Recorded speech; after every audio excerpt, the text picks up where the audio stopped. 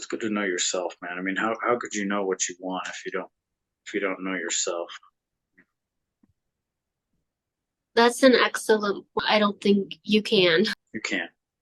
And you can learn a lot about other people by learning about yourself. I mean, we're all ultimately the same. We might have different wants and desires, likes, whatever, but essentially we're all the same when dealing with each other. We all, get excited and we all get offended and we all feel anxious. So like maybe that's another point that people should look at is that like you're not the only one who's anxious out there, you know. Mm. I would say a good 90% of the populace, except the maybe the super confident folks out there, are anxious, at in certain situations and everything else. And like maybe realize that it's not immediately visible to everyone else might help people calm down a little. Like you might feel that way, but it's not like everyone's looking at you or noticing that you're uncomfortable. So it's okay.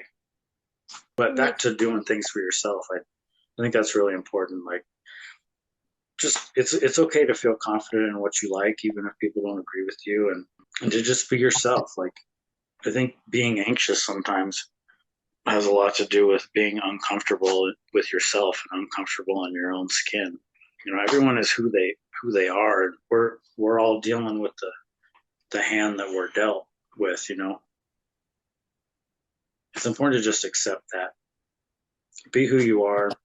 Be confident in the way you want to live your life, and don't really care about what anybody else thinks of you.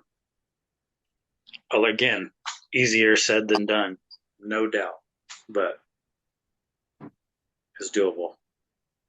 yeah, to care a little bit less about what other people think and to realize that at the end of the day, other people have their own lives that they're living. They're not Right. necessarily paying attention to what's going on inside your head. Right. And they're probably so busy dealing with their own anxiety that they're not thinking about you, examining your every move or whatever. I think maybe sometimes anxiety comes from that, feeling like you're on display, or everyone's going to notice when you fuck up. I mean, it's not that way. And nobody cares as much as you do. That's for sure. You Right. know, Like the person that would care cares because they don't have their own life.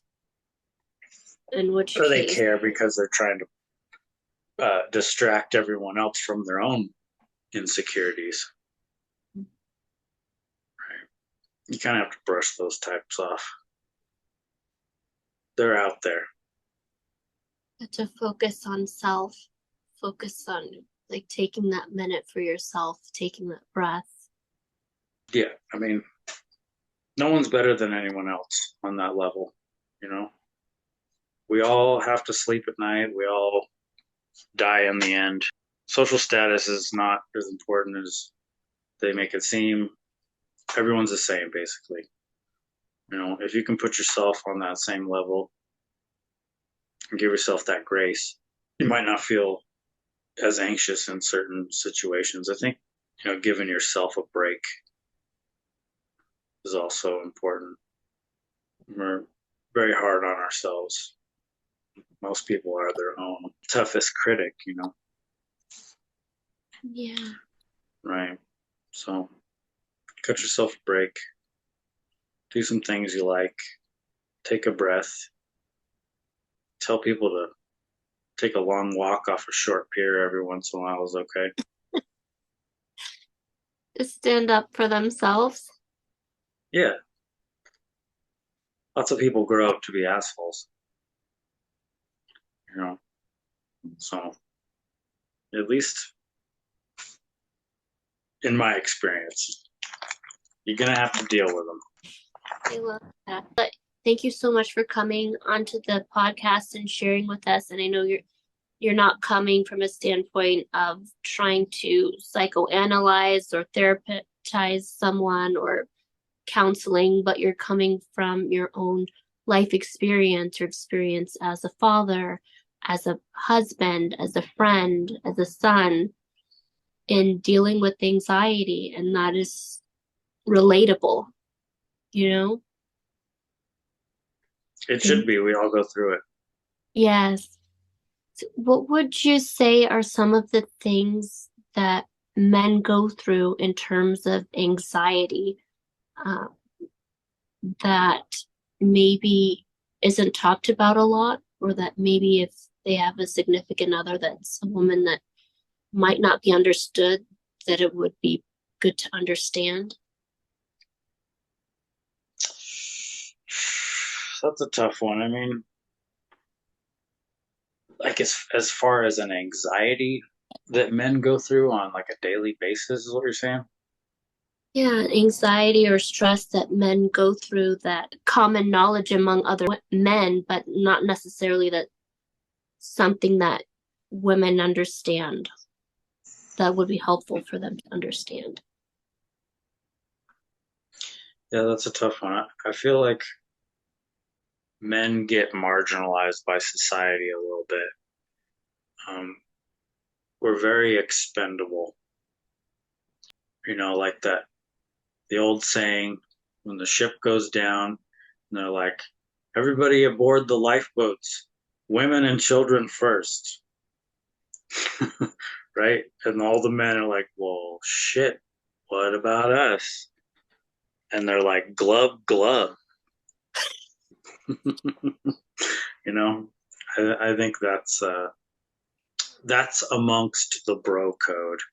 When dudes meet each other, that's part of the commonality that you know uh, men can stand on. You know, like comedian Chris Rock said, if you see a homeless man and his dog walking down the street, you feel sorry for the dog. That's another a good point. So I don't know. That's what I would say is that in society, men are not really appreciated just for existing. You know what I mean? As along the same lines as everyone else. So maybe that could add some anxiety to someone's life. I feel like. So to remember to acknowledge the ways that they appreciate their partner for showing up. Yeah, especially if they're the type of person that's going out there and, like you said, showing up every day, and those kind of men are few and far between. Mm, I feel like it's expected. Like the bad shit gets acknowledged. But sometimes the good things don't necessarily hold as much weight. They're just expected.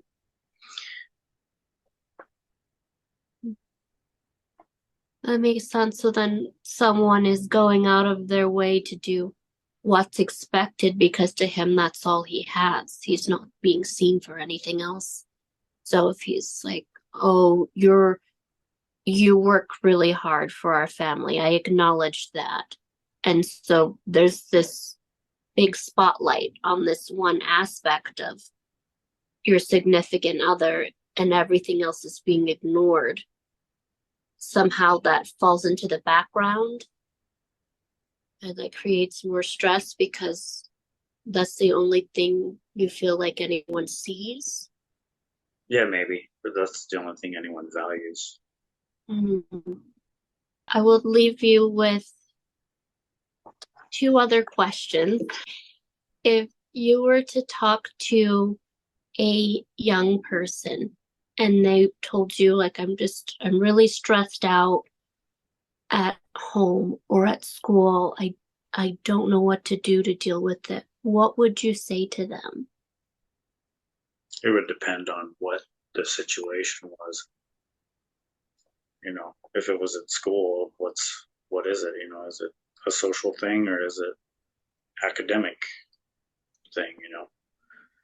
If it's a school thing and it's a social thing, I mean, sometimes there isn't any hard and fast answers. Like social rankings are something that are out of everyone's control in a way. You know what I mean? Like you could be someone you're not and try to climb your way up the social ladder. But again, it comes back to acceptance. Like, it's okay to not be one of the popular kids. You know what I mean? It's okay to not be seen as someone who's cool. You know, it's okay. I mean, after high school or whatever, none of that shit matters anyway. Like, it's hard to see that when you're a young person, but that's the truth. You know, some things in life are out of your control. You just have to do your best to and make the situation that you have, you know, the best that it can be. That's all. I mean, 9 times out of 10, the kids that aren't popular in school go on to become huge successes anyways, and all the popular kids crash and burn. I mean, that's like a story as old as time. Thank you. Yeah, focus more on who they are as a person and having quality friendships over being popular or climbing that social ladder. Yeah. Society places a lot of importance on, you know, social rankings and whatnot, but I mean, I've never found it to be too controllable by anybody. What are you gonna do? I don't know. That's a good question. Worry about yourself, Worry about about how yourself. you're showing up. Yeah. Yeah. Stand on your own platform. At least it's solid, you know. Don't worry about what everybody else is doing because you won't get anything done that way, that's for sure. Thank you for that. The second question, and I might have one more after this, so I'm sorry.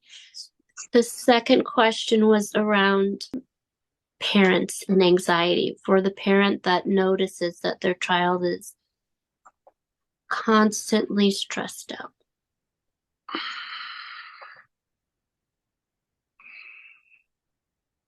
I mean, if it's not any of the things that we talked about, if it's not social and it's not an academic thing, or it's not like a home environment thing, then, you know, maybe at that point, it might be a dietary problem.